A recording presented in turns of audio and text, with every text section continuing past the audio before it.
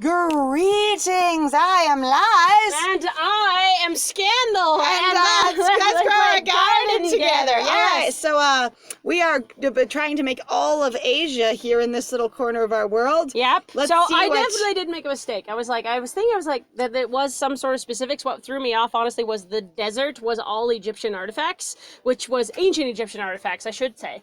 Okay. So it was kind of weird. And then I think like most of the ones for the jungle was west where I was like, this looks like Brazil / Mexico. On the other hand, she didn't call them anything other than jungle and desert and then Asia. And then suddenly Asia, which is a different experience. It is. It like very it doesn't is. feel like similar. the other two are, biomes or climates habitats. or habitats. There we go. And that one is not. All right. Yeah, which is Choose super weird. Asian centerpiece. Sure. The most Asian of centerpieces. Incredible Asian. All right. Oh. Okay. Now we just got to pick the centerpiece. Aunt Mary had all this stuff in storage. We had more things that we stole from other parts of the world. We're not environmentally protected in any way in a damaged old, warehouse. It's fine. What do you think we should use in the garden? Takes her somewhere else and shows her these things. Right? Summons them up through magic with, look at these images. 3D holograms. It's fine. Oh, let's see. It's fine. What's it? This is what we have? Okay, you stole a gate. A gate, okay. And a tiny pagoda statue with a fountain. With a bamboo fountain. That is not a working bamboo fountain. It is not. Actually, it's just a It's decorative. disappointing. And then a giant lucky cat. I just put these on the back of my airplane and flew them home. It's fine. I don't even know of the one with it's a little thing over here kind of throws me off. Right. I want there to be water in that so bad. I wonder if we choose if there will be. So I'm gonna go with that one. Sure, why not? All right. I think this one's cool. Cool. Mom's gonna love it. That's cool. I hope so. That would make me feel pretty good. That would make me feel pretty good if my mother liked it. You've actually been kind of distasteful of your mom's tastes. I was going to say, you seem to be incredibly disinterested and also very even frustrated. Resistant to your mom's tastes and her preferences, and specifically going, I don't want this other space that I'm going to be like mom's standards or mom's space. So that feels a little weird. Of course, you still probably want your mom's approval and stuff, but it just feels a little odd. Going, this is now what you're thinking about, even though you've been aggressively, I'm sort of stifled by my mom. Right. Sort of feeling. All right. How come? Oh, she sets this kind of stuff up at her job. If she thought I did a good job, it would be a big compliment. Aww. Wait.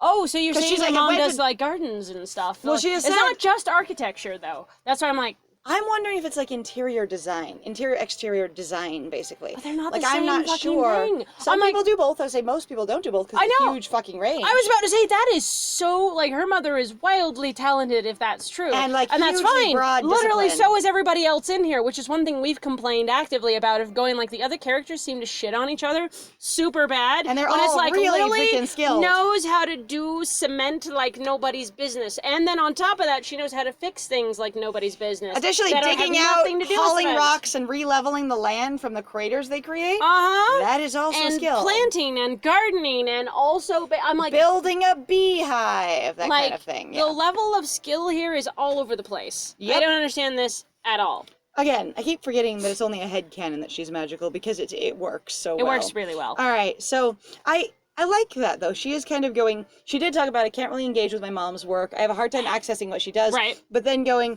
I've clearly tried to, because she's gone to work with her and seen what she does enough to go, she just stares at things and looks at stuff and sometimes holds her fingers up, Right. And this experience of then going, if I did good at this, maybe I understand more of what she's doing, what she's after. Right. So that's I wonder cool. if there's also some level of frustration then, as far as I can tell. So clearly Karen's frustrated with her mother. Oh, yeah. But also I imagine Rachel is pretty frustrated also in that sense with her daughter. And that's where I was how did Rachel and Luke meet, and then how did they settle on having Karen? So I'm of that opinion for the most part that a lot of people really, it's really good to basically be informed that you can choose. You can choose when to have children, and it's a good thing to do. And if you want to. Yeah. At all. I say, but additionally, I wonder what their parenting plan was, or what their idea was at all, what their approach was. Well, that's even if someone doesn't have a plan, even if you don't read all the books or whatever, like, you generally have like an ideological approach, whether you think about it explicitly or not. Oh, you God, have one that, you know, people can perceive, and I'm wondering what that was, and whether they were basically really different in their approaches, or if they were more unified, what it was. You even want a good example of that is obviously, like, look at plenty of people who talk about kids online, or like how they interact with basically other people talking about children, or even how they write kids.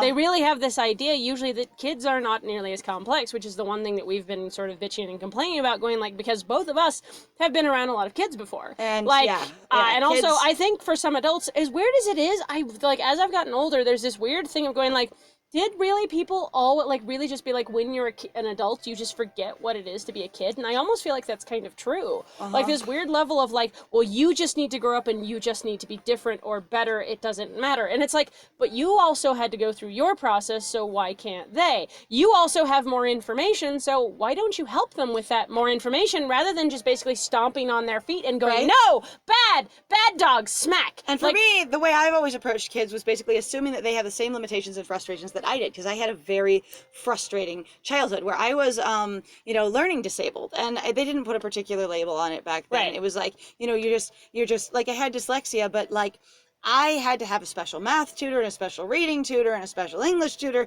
etc., etc., etc. Like, I got pulled out of school by my mom in 4th grade because I was failing, and I was in remedial everything. Right. So if anyone thinks that I speak well, or that I have a good vocabulary, or anything like that, because I get told in person sometimes, you're so smart, no matter what you're doing in school right now, you can get somewhere else, okay? Like, cool. I just endorse you that way, all right? You can do something different. You could continue learning, and it doesn't really matter what your age is. And all those things of, well, you learn your primary stuff by the time you're 3 or 4 or 5 or whatever. It doesn't even mean anything. In fact, I understood math the best in the world a couple of years after I dropped out of college. Like, it really was one of those things of, my math brain took many years to catch on.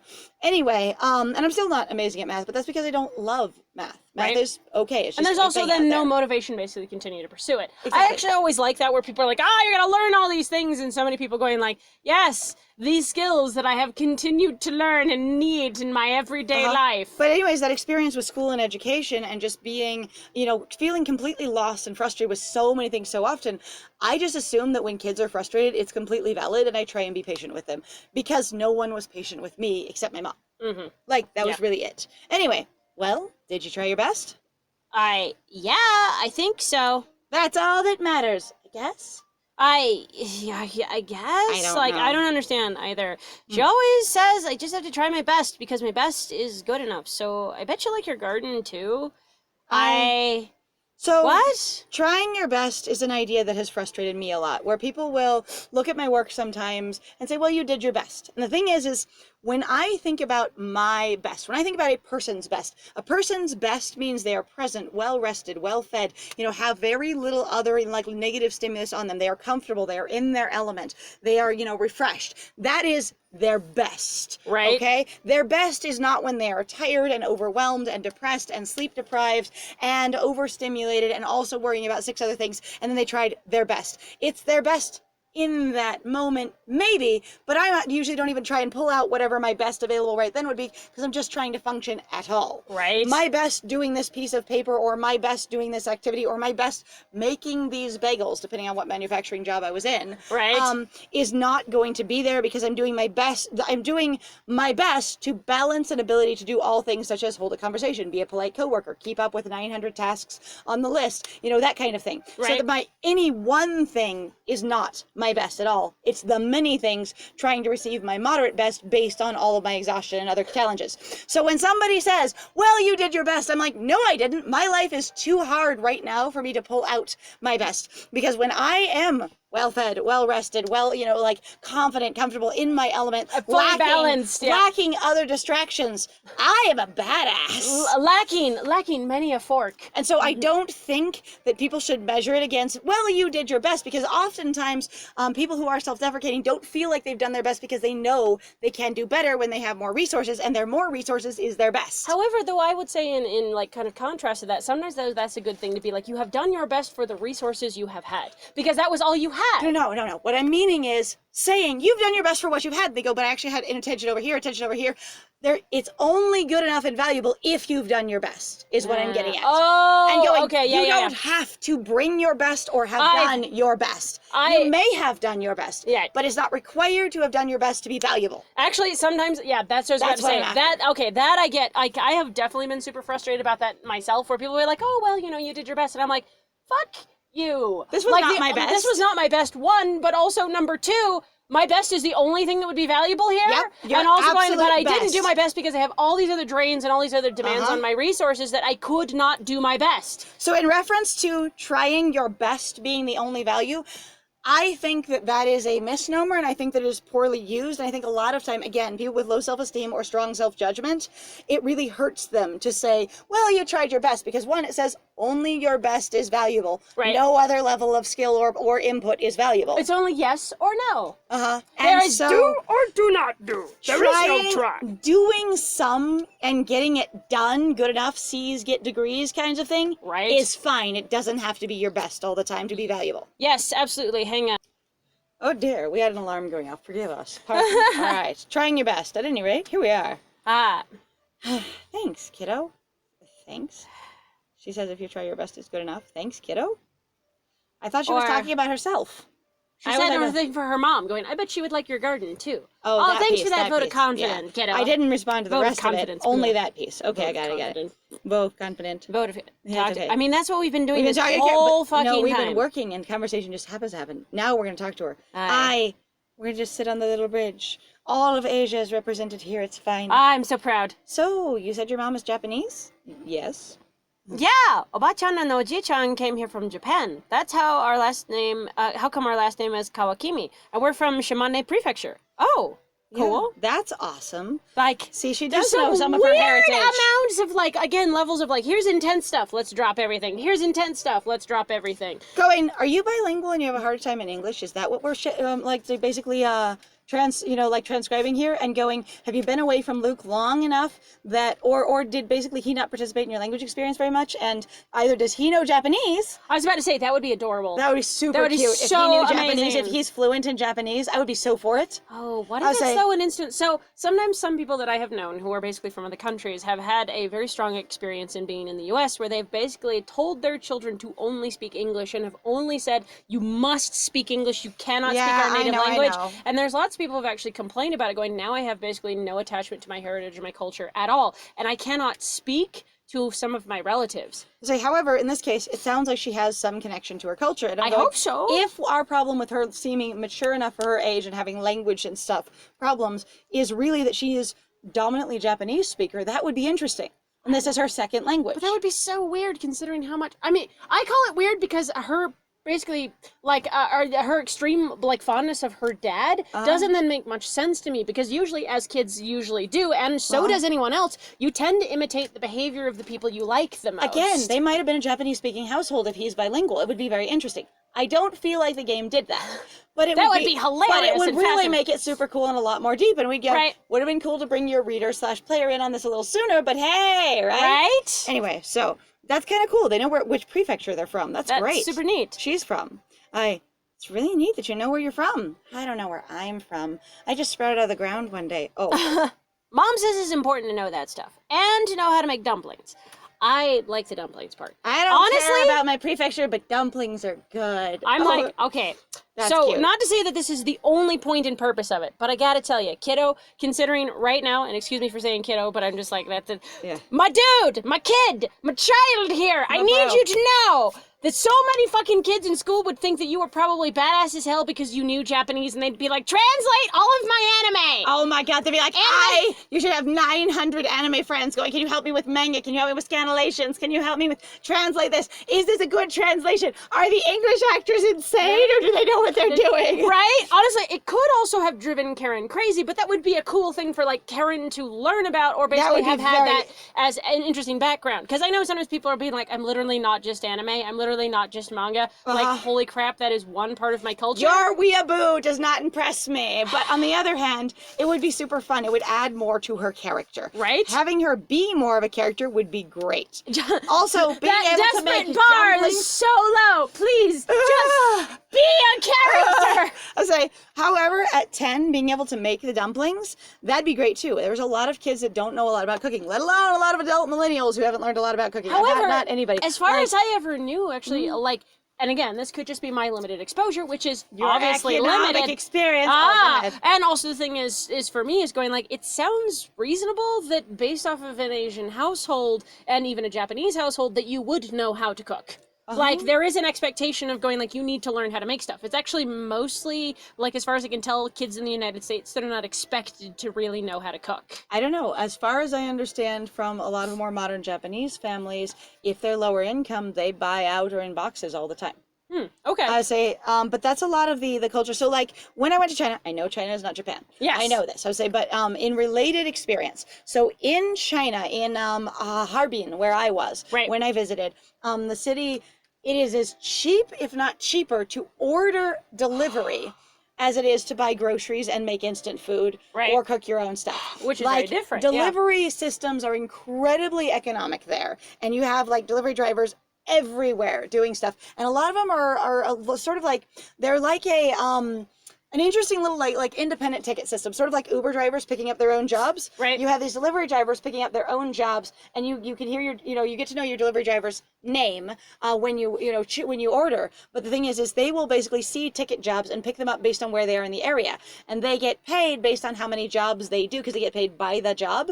Oh, nice. But there's no tip system, so it's the faster they do it and the more jobs they do. We should fucking get rid of tip systems in the United States. And just pay people correctly. Just so you know. Anyway, then the more they get paid. So they're really fast at your door. They show up. It's good. It's there. Good. They leave. Like, you have them running up the stairs and things, but you have tons of people on motorbikes with these delivery boxes built onto the back of them, and it's all like it's basically just everybody with their personal motorbike is all a delivery person, and they aren't all, but tons of them are, and they're very efficient. And they get through traffic really, really quickly and stuff. But because of this system and because it being independently contracted and stuff, it's incredibly cheap to order delivery. Okay. As well as just the food market is very cheap. And I will totally admit, I do not know whether or not that's actually a thing in regards to, obviously, what I know about Japanese culture at all, which is, again, extremely limited. So I'm probably just mostly talking out of my ass. Feel free to take it with a grain of salt. I say, but I know that even modern in America and a lot of countries, that food that is produced by restaurants is becoming cheaper and cheaper for convenience food. Yes. Like, you're getting this division of wealth at restaurants, but your convenience food is getting cheaper and cheaper, so that it does combat aggressively with what you can get from the stores. And since stores have started selling convenience food, fully packaged meals, fully ready to make dinners, that kind of thing, and you have dinner on your doorstep kind of things, food market is getting more competitive to be more affordable for full meals. Yes. Which in some ways is good. In other ways, people should have food. Yeah, right? All right. Anyway, dumplings. What about your dad? Where is his family from? You need to know this. Oh, Dad says he's a mutt. You're kidding. You're saying that Rachel wouldn't care? Like, again, I'm like, this feels like sort of isolated in a bubble of going, Dad's oh my God. Really? I'm trying to be funny with this kid, but also considering what we have That's seen your Lily dad, go off. and also your mom has been aggressively after your dad for his house and his property not being clean enough, and that's why he can't have custody of you, which is a very real, very big deal. And you ran away because you wanted to see your dad, so this is an incredibly insensitive thing on Lily's part of going, ha ha ha, that explains the smell, which essentially relates directly to him not being able to have custody of you and you not being able to see your dad. Like, holy hell. Tone deaf. Wow. Holy fuck, that's so inappropriate. That explains the smell, right? And the dirt. Ha ha ha. I want to die. I don't know how to interact with I don't like it all. either, because fuck you guys, mutts are great dogs. Like, mutts as a breed. 1, mutts are great dogs. 2, not everyone knows their culture and heritage, which is why it's kind of cool when people do. 3, if you really care about your culture and heritage, often you ask about your spouse or partners and encourage them to look it up. On the other hand, that could have been one of the divides between her and Luke, where he did not care about his heritage at all, which is like, I'm a mutt. You don't even know who your grandma and grandpa are. I was kind of a weird, emancipated orphan.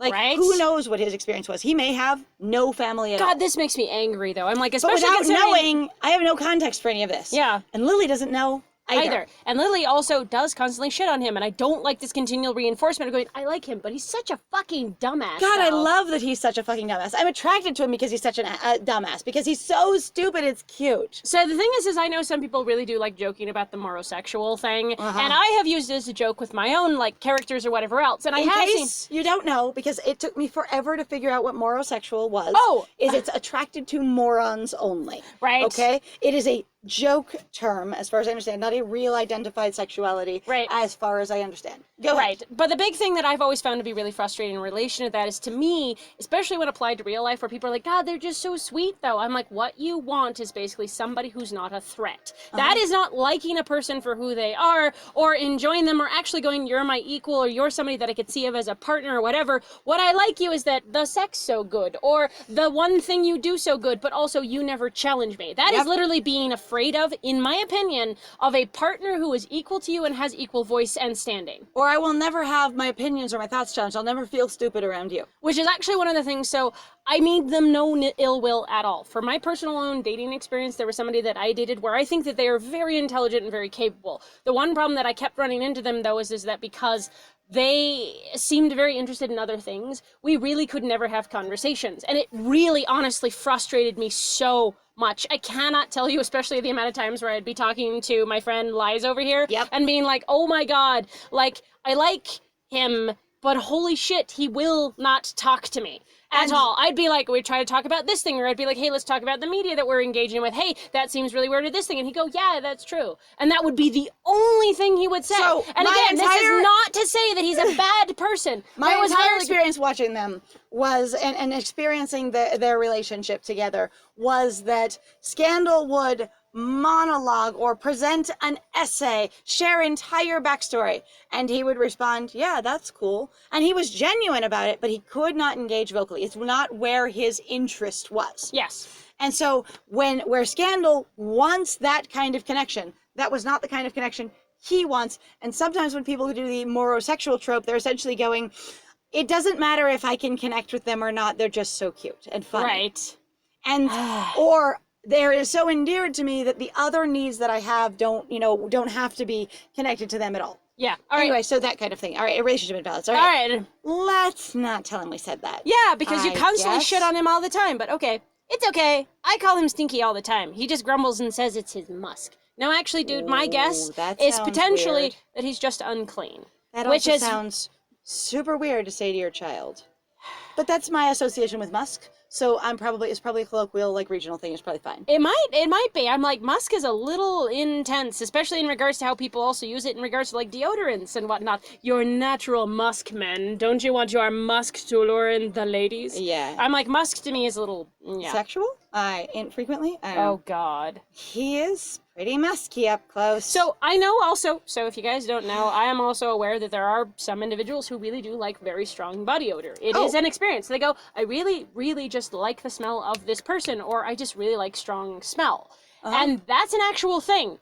I don't identify with it because for me, I have an instant reaction of usually going, oh gosh, Not clean, which is not true at all. There are some people who really are just like, I just smell. And that is how I function, and they have deep and utter frustration of going, I cannot do anything about this because my body is imbalanced right now, and I don't know how to fix it because also our healthcare system sucks, so they don't know how to go get it taken care of or basically interact with it. A friend that has basically strong anxiety scent presentation. When she gets super stressed out, she does produce a really, like, strong smell. Right. And it has nothing to do with whether she's just gotten out of the shower or whatever. It's a genetic thing. Right. And they've actually had a couple of, like, kids cartoons or shows about it or things like that where there's, overcoming the fact that, the kid with a genetic condition that makes them smell bad kind of thing. Like, I've seen this in the media. Anyways, he's pretty musky up close. I'm not sure what this conversation is supposed to be about. Also, are you making she's making a sexual reference? That's why I was mentioning to his child? Yes. Yeah, that's fine. Anyway, this just feels so inappropriate. Yeah. Nothing. It's okay. I shouldn't be talking about sex to you anyway. It's nothing. It's Except fine. that, she's like 10 and she should probably know. Oh, God. We just went into another question. Shoot. Hi. Mom and Dad. There we go. Bork, bork, bork. You're Bork. Where the hell did you walk in from? Munchkin. Are we all done saying hello to each other individually now? Okay, I understand that this episode is running long. You've got to forgive me. They just walked in from the bottom of this garden So they walked around the road the way he did when he drove his truck in, and then came up through the brambles and bushes to come up at the base of this, memorial garden, or they walked around and past them and down and around and up again. Right? Like, why in the world would they walk in from that side as opposed to from the left here on the screen? Oh my God. All right. Ah! Karen, did you help Lily with this garden today?